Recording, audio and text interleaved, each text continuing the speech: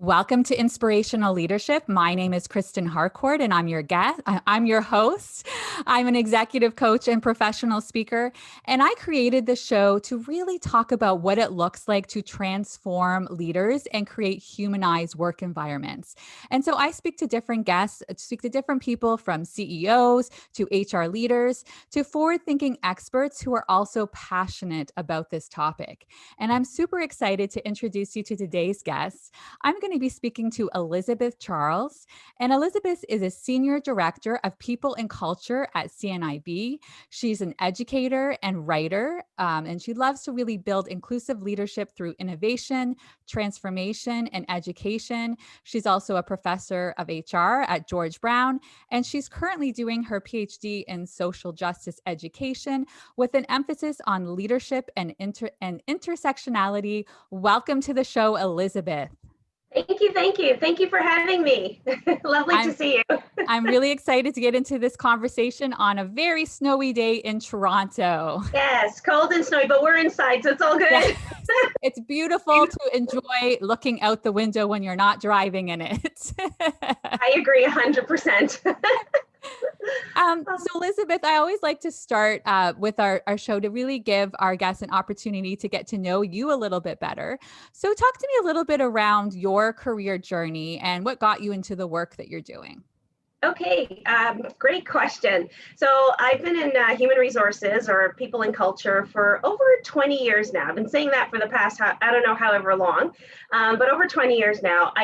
Like most HR people back in the day, you didn't choose HR. I didn't really even know what that was, right? But I knew that I wanted to get into a field that would allow me to explore a lot of different areas, understanding people, systems, how people interact with systems, and how to make things just better overall from that perspective. I worked in a variety of organizations and different leadership roles in human resources. And in the back of me, I always wanted to be an educator. So I always, looked for opportunities to do that. And a few years ago, I got the opportunity to take a timeout from my profession. And I went back to complete my master's in education at OISE. And I did that in leadership in higher ed, and I loved it. And I said, when I go back into the workforce, which life brought me back into the workforce, I said, you know what, I'm going to go all the way and I'm going to pursue and get my PhD in it. So that's where you find me now, working with a great organization such as CNIB in the role that I am. Our mission, very mission driven, which speaks a lot to what I've always wanted to get into. It's like a beautiful blend of HR, social justice, and leadership, which kind of rounds out everything that I've been doing. So that's kind of my journey. Wow. And that's amazing when you get to have a chance like that to leave and go back and do your master's and then be able to take that and be able to encompass that in all that you're doing with the organizations. And so when you think about humanizing the workplace, you and I have had several discussions around this offline.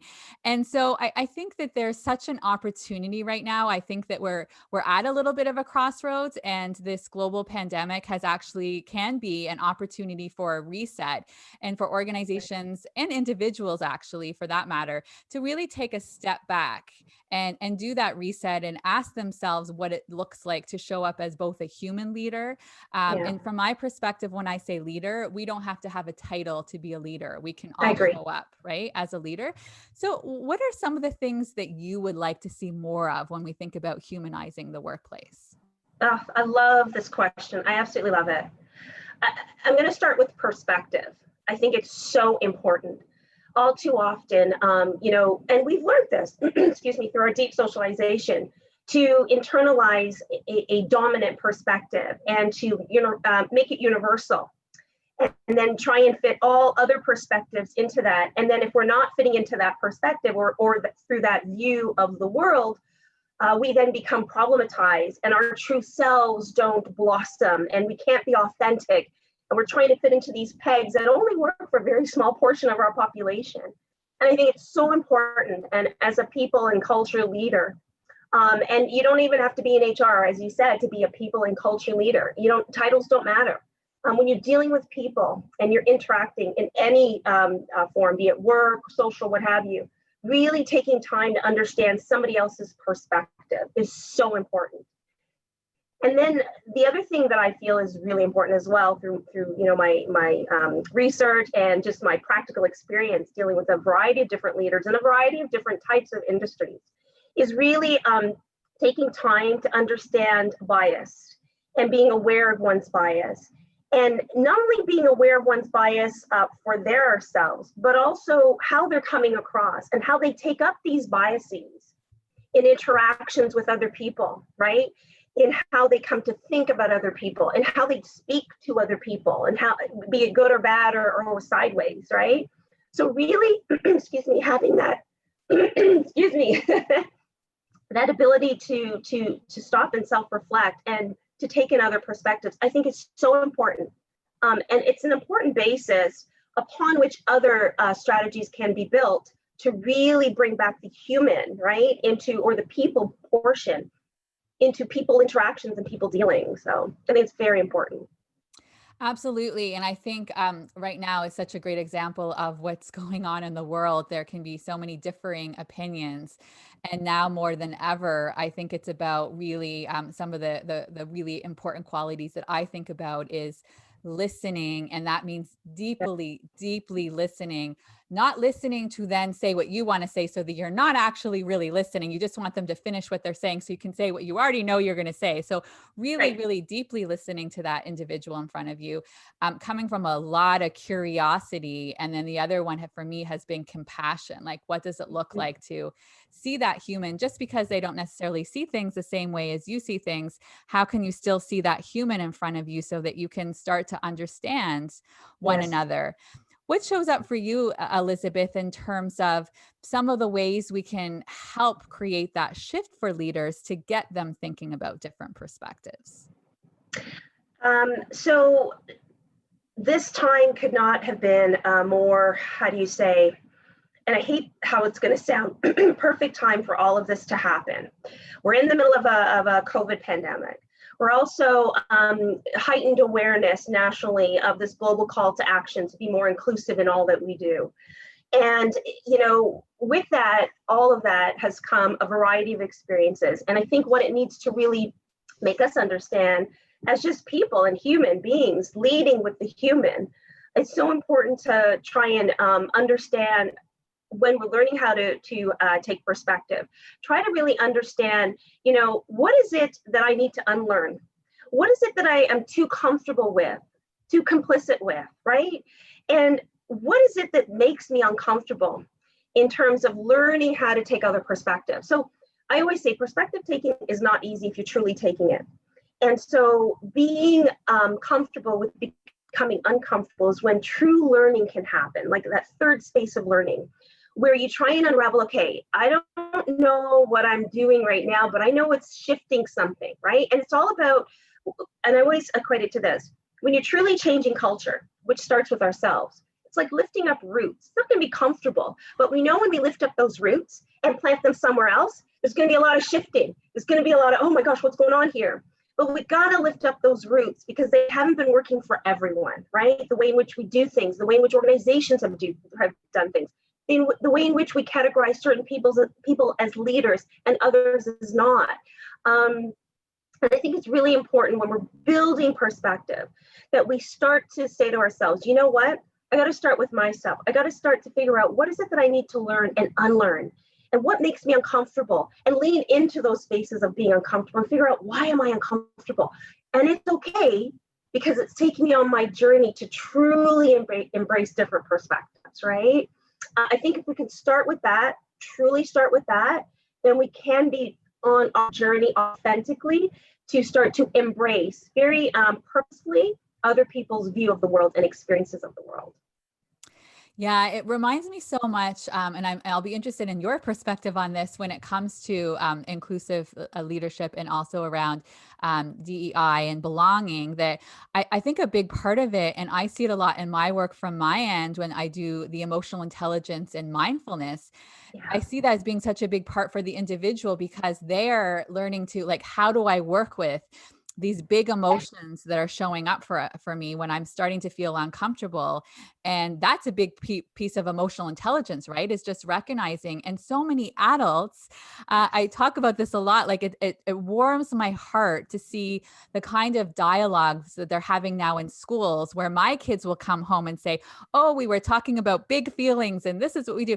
This language did not exist when I was younger going into school. So I understand for a lot of adults, even this piece of like, well, what do I even do with this discomfort? It feels so intense, and helping people understand like, oh, that's okay. And it's not judging the emotions, being with the emotions, allowing them to then be processed.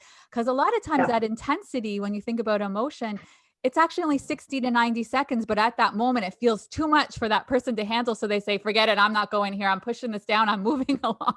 Right, right. And then it comes up in its ugly form somewhere else if you don't deal with it. Yes, I agree. I yes, agree. So you yeah, can't decide. You need to embrace it, right? yeah, And as people leaders, we really need to embrace that. I mean, I love it when I hear my colleagues say, you know what, as we are being called upon as people and culture leaders to lead organizations through this different world and navigate, COVID and the new reality and the global call to be more inclusive. What does that all look like? Everyone's turning to people and culture. Everyone's turning to us, right? And we don't all have the answers. We don't know right yet, right? And it's okay. And I almost want to say to HR folks, it's okay if you don't have the answer. You have to work on yourselves first. You have to do unlearning first. And so when I have colleagues that say to me, I know we got to lead this stuff, but I'm taking the time to really unlearn stuff and really shift and really embrace and really get uncomfortable. It just makes my heart just warm, because I'm like, that's where it needs to start with. It needs to start with us, right? Don't push that down. Bring that up. yes, yes. And it's recognizing this is a journey. This isn't like something that you're going to finish in 1 week or 2 weeks. Like this is an ongoing unraveling, opening up, learning, unlearning that is going to take you. And so it's recognizing this isn't these, because we don't want any more of these. Okay, we're just going to put these band-aids on short term. No, it's the longer Right. term. And I love the analogy that you used of the roots, because that feels the same thing when we're getting at the roots, which I say a lot, we're getting at the root cause, but I like your analogy for more. I'm going to be bringing that more in. That then of course that's going to take, it's a much longer process. However, when you're more proactive and take the longer process, in the long run, you get the long-term meaningful change. Absolutely. And I think people need to be kind to themselves and to others as we're moving through this journey together. As long as we're moving, we need to really be kind to ourselves, that we're going to make mistakes along this route, along this journey, this path. And you're right, it's not going to be short term. It might outlive all of us, because when we look back, these roots have been planted centuries ago. And so but some folks are only now coming to understand, wait a minute, there's some consequences, some real consequences to how things have been done in the past. And we really need to shift differently. And then there's other folks who are thinking, yeah, we've been waiting for this. Let's all kind of do this together. We're all interconnected in this. And so if we're kind to ourselves and to others as we're trying to move along this journey on different trajectories, knowing that it's as a result of our deep socialization, then I think we can really make those critical changes to change culture, not only within workplaces, but just overall in society. So Yeah, I think the self-compassion, kindness, and grace is so important, because if not, you can get stuck in that shame cycle, and then you can't yes. get out of it and make change, right? Because you're just staying in that. And I remember another guest was talking about it then, for sometimes when it was around unconscious bias, diversity, and that kind of stuff, the person who's experiencing the lack of diversity is feeling like they have to make that person who's going through the hard time feel, oh, it's okay. It's okay. It's like, no, You know, that's not your you role to know, have to play. No way. Like exactly. that's not what, Exactly. right? Yeah. That's not what you need to be doing. So I think that the grace and self-compassion is super important. Um, something that else that comes up for me when you think about organizations and HR and their role in HR, and I'm so glad that as a professor that you're getting to help those future leaders. Mhm. I think sometimes HR gets a bad rap, and that's because there are some people who are practicing HR perhaps in not as a holistic of a way, and maybe Right. super focused in one part of HR, which of course is like, I'm not ever going to say there should be no risk, there should be no compliance or processes or anything like that. Of course, Right. because they're also in the business of making sure that they're cognizant of risk and things like that. But I think Mhm. we also need the other side. And so what do you think are some of the things that you would like to see more of as we start to develop those new the new individuals coming into HR and practicing as HR practitioners and leaders? I love this. I love this question, and I'll share it this way. I tell all my students, HR is not black and white. You're dealing with people, and so there's so many shades of gray and purple and blues and yellows. Just so much, right? So if you get comfortable with that, you're on the right path to achieving success within your career in HR. And I always say to them too, while you're taking these courses in HR, you might say, it's not really my cup of tea, but everything that you're going to learn is going to be transferable to maybe marketing or any other communications, any other field that you want to get into, because you're dealing with people.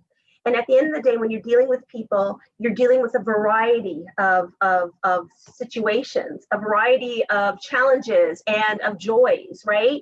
So allow yourself to be curious about that. And I always say, you got to lead with your curiosity and you got to lead with your compassion.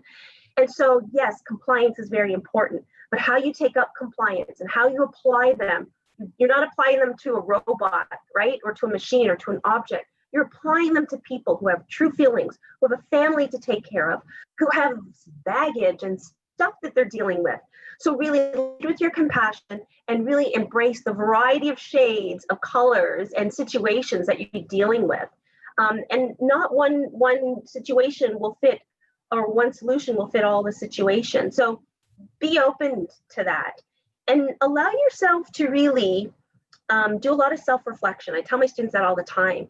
I said, this job is not easy. If you turn it into a profession, it's not easy. You need to really have your outlets where you can just close the door and be like, ah!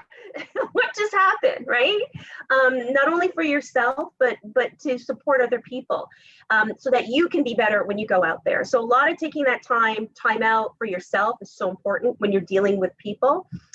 But being kind to yourself is so important as well. So that's kind of where I start to lay the ground work, and then we kind of, okay, let's dig in, right? Yes, I think that's so important. I'm married to an engineer, so I'm very familiar with the black and white thinking. Let's come in the middle. Let's be with the grays. He's like, there's no need for grays. Let's go right. And I'm like, no, because life's not like that. Especially when we're talking about parenting things. I'm like, no, it's not so black and white.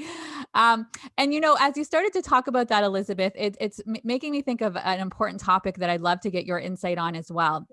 So, a pattern that I have noticed, because I do a lot of leadership, executive coaching, and I do support some HR leaders, and then, of course, leaders in different areas of the business as well.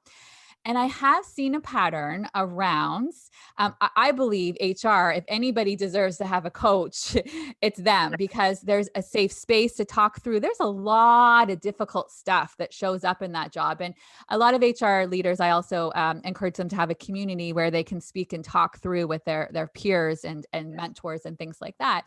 But I also think from a coaching perspective, I just noticed there can be a little bit of a gap around HR being so good at advocating and trying to get leadership development for others in the organization, but Right. somehow not take a step back. And I love that you brought up self-reflection, not take a step back and recognize, why wouldn't I not only deserve but need? Because to me, I work with it's the high performers, high potential. So it's not because there's I'm not being brought in because this person we might need to let go. So let's try some performance stuff. It's more like, how can we go from good to great and continuously evolve and get better? And when you have somebody else working with you, you're less limited. You go to places you wouldn't go on your own.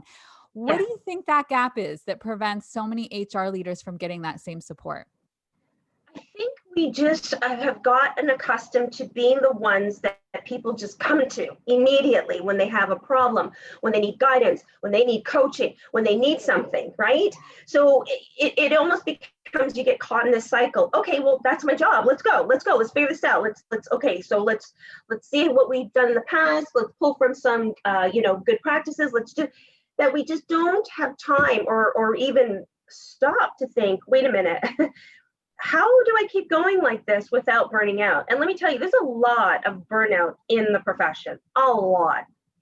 And when you don't have that network of people who you work with, who can truly understand, like you just got to you just give them a look and they get it because they're in your profession. They understand with that look, I get the kind of day that you've had, right?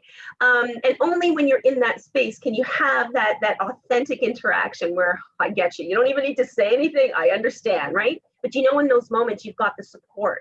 And that if you need to share, you can. And if you need to, if you need to have like a virtual hug or a virtual high five, we can give it to each other because we're living we're living the dream, basically, right? So I think we just get so caught up in being those individuals.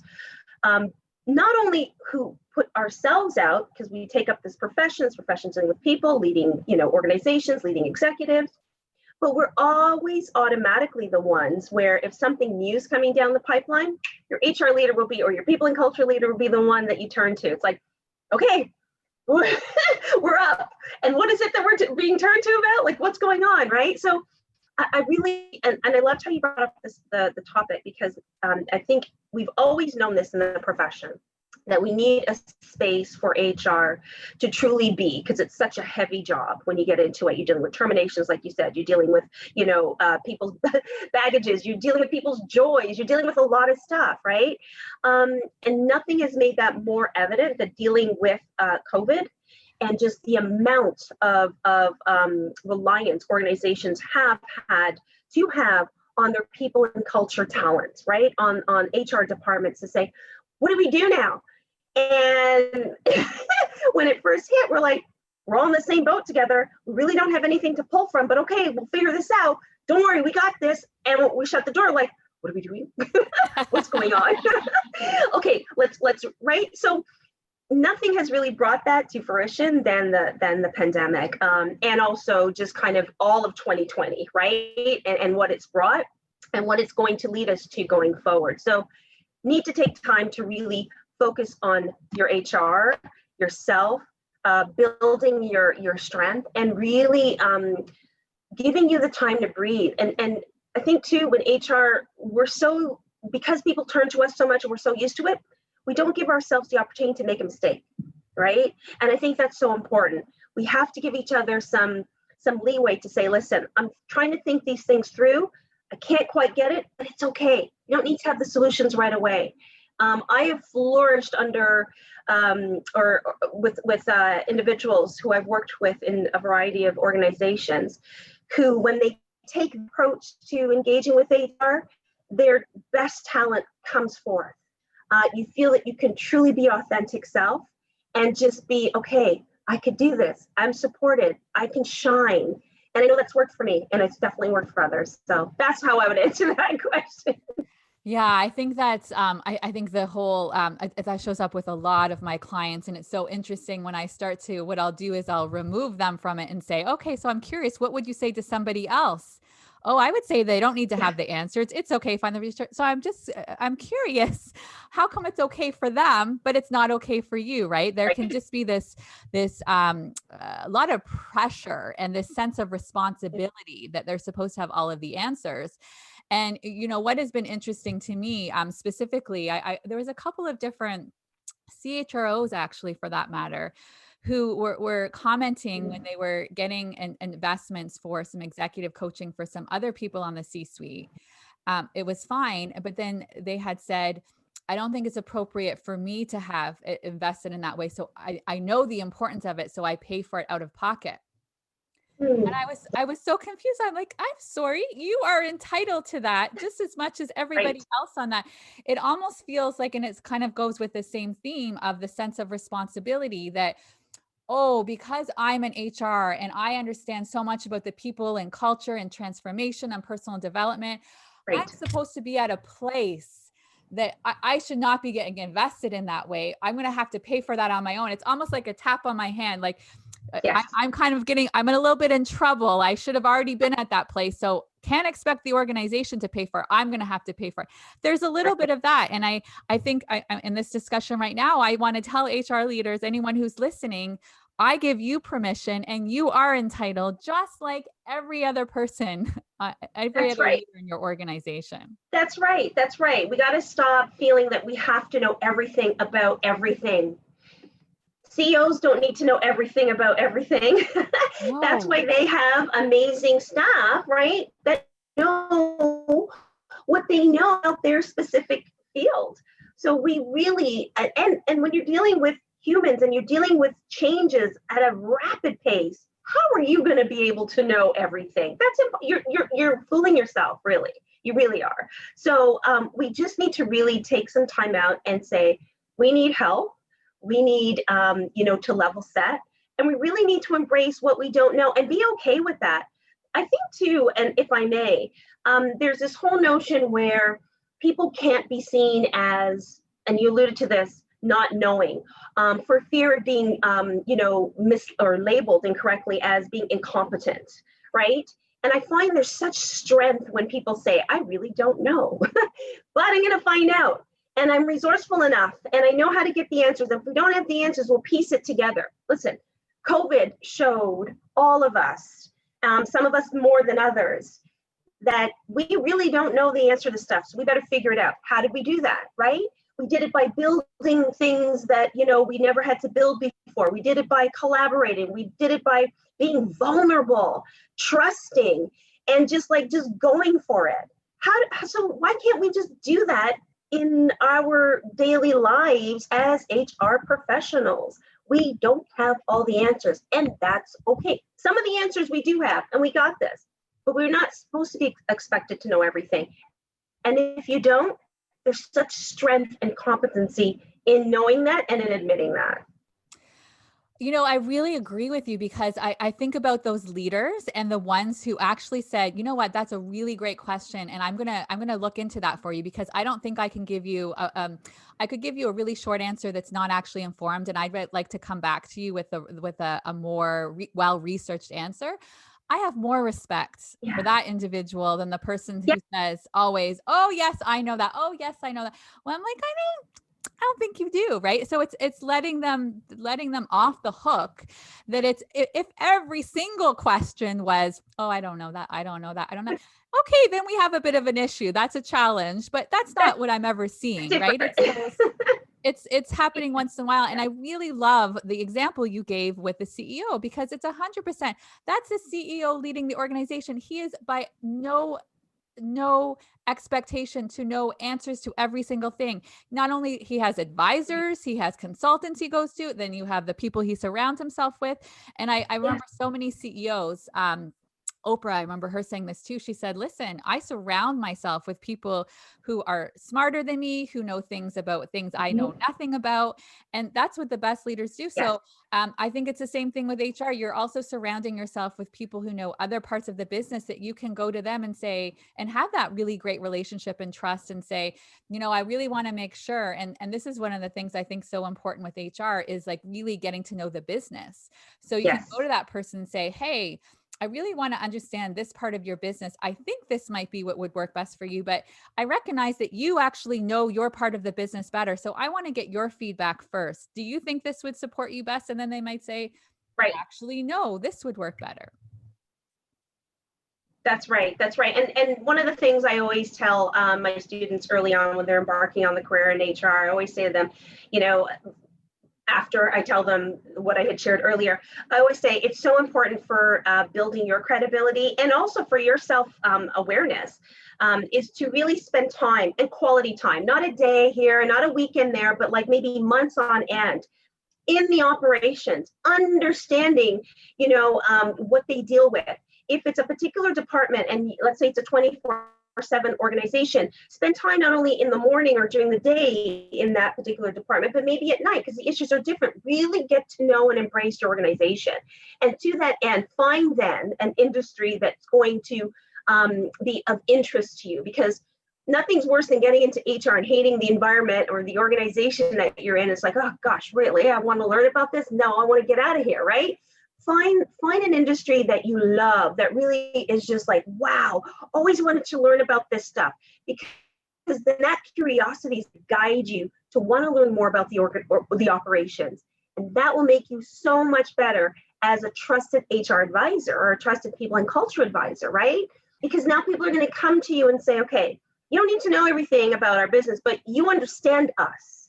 So help us figure this out. And together we will come up with solutions. You give me your input based on your expertise. I'm going to give you my input, and we're going to make a stew and then come out with the best solution given the circumstances and the context, right?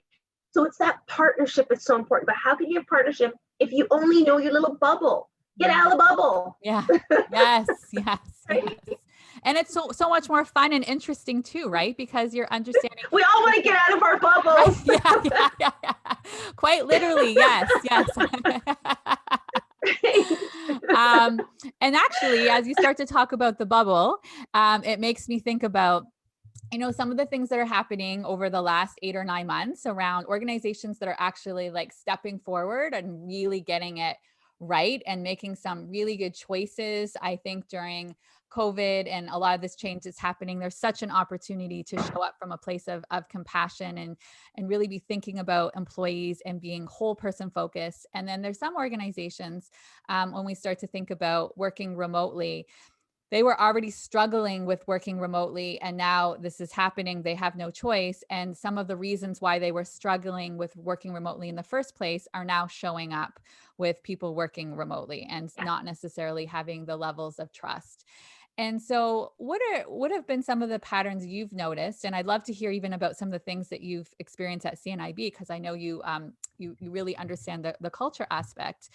So maybe we start there around what you're noticing really works well, and then what you've noticed in terms of some of the gaps around how some organizations are not really being there for the people, and it's not really recognizing some of the struggles. Yeah, no, great question.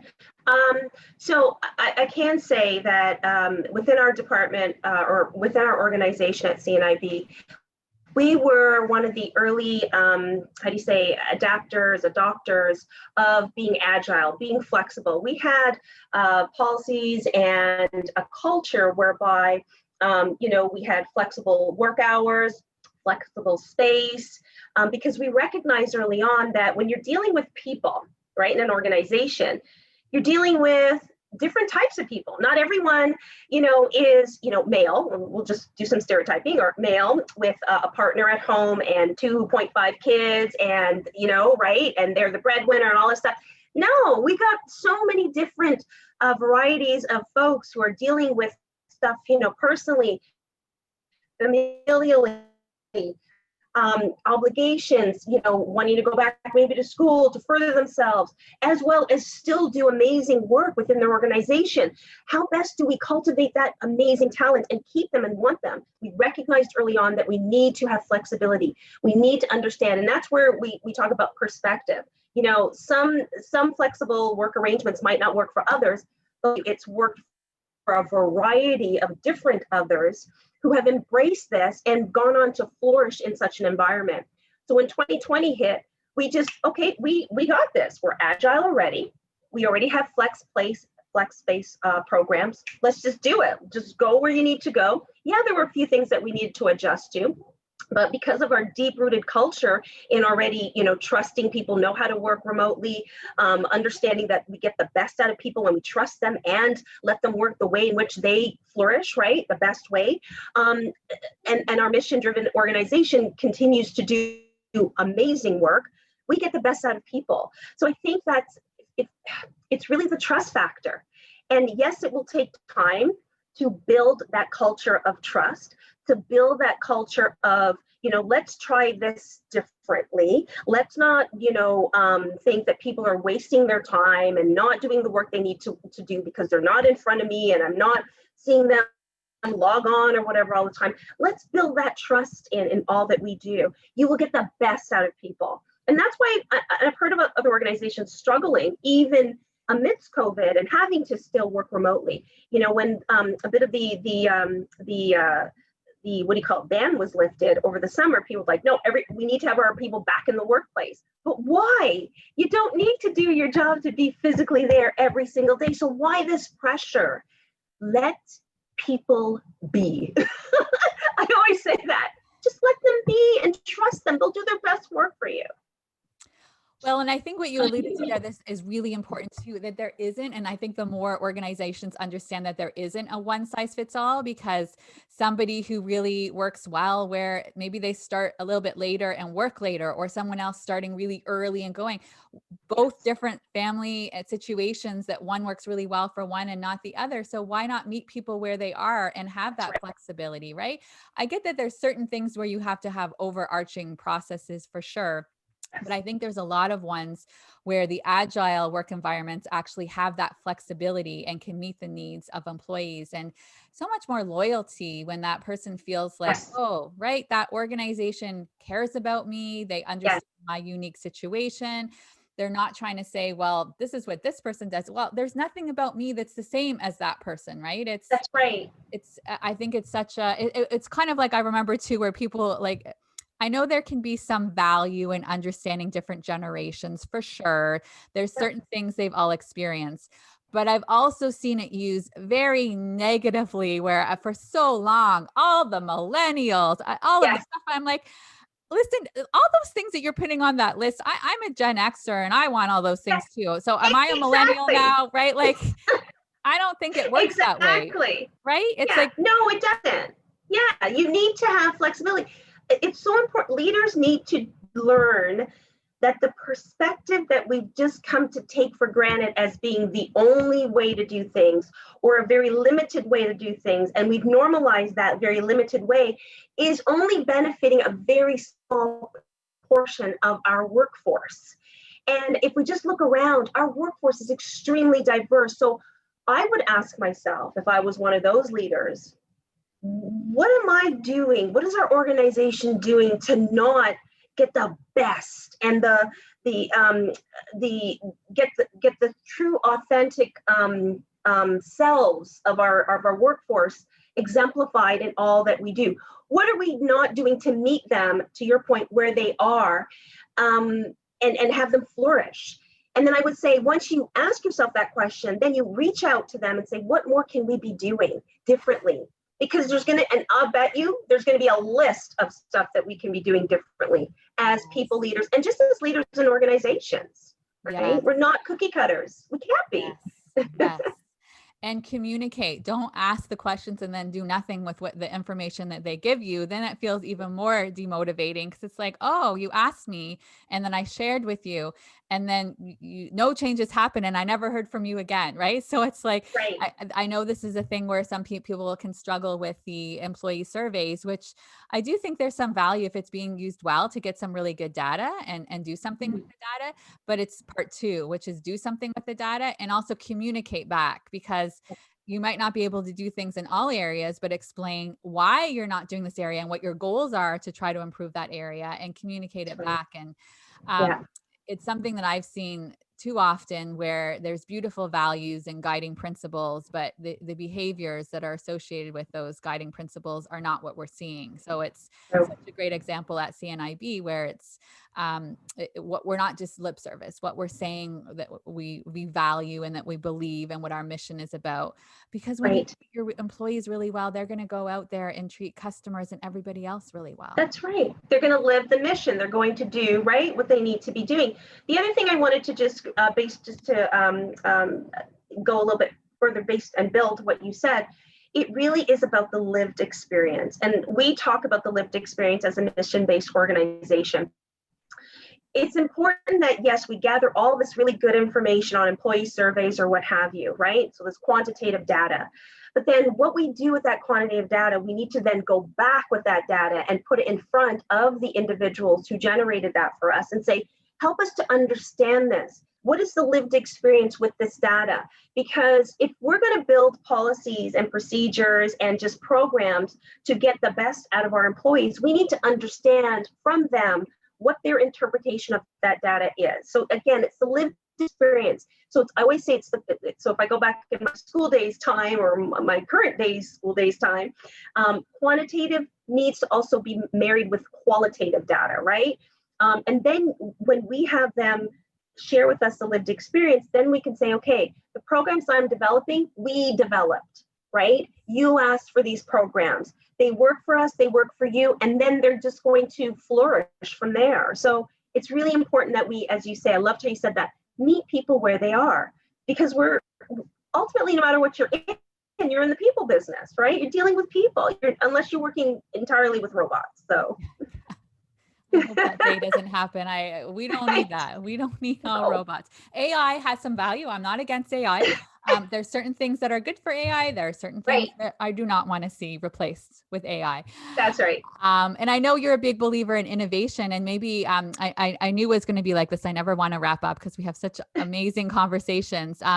What would you like to see a little bit more of in terms of innovation? Because I know that's something that you're passionate about as well. If you could kind of give some words of wisdom to organizations around innovation, what would you like to see them do more of? What's the opportunities? I think the opportunity for me, which I would share with other organizations, is ask yourself, when it comes to the decision making, who is not at this table? Whose voices are we not hearing? Who's not here? Whose perspective are we constantly centering? Who are we stereotyping in the decisions that we make, right? Again, tough questions, uncomfortable questions, but when you ask those questions, you're most likely going to have a list of folks, perspectives, experiences that you haven't considered, and therefore you need to consider, right? Before you do. All too often in the last few years, we've seen organizations, come out with these huge campaigns, spend lots of money only to offend a certain group of people because, right, they didn't take into consideration, that, there's history behind, certain ads, right? And certain, like Gucci, right? When they came out with the blackface sweater, for example, right? There's all sorts of types of stereotypes, negative stereotypes. We're missing people when Coke didn't have certain names, right? And their whole name campaign.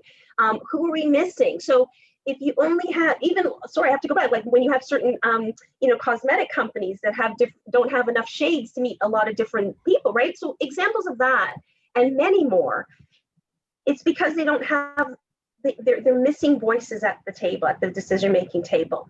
And so I think for me, the biggest thing I would implore organizations to do is start with that. Whose voice are we missing? But not only whose voice are we missing, whose perspective are we always centering? Right? In the final cut. And if we start to say, okay, we did this slightly different to this company, but in essence, it's the same thing, then you need to go back because you're missing something. We're so all different. So how can we keep producing the same thing, just slightly different? No, go back. You're missing something. So, it's roots, right? Lifting. So that having those deep discussions, not going to be easy, but you're going to have a better product, better experience, and you're going to be, received better overall once you do that. And no matter what line of work you take on. So that's my advice.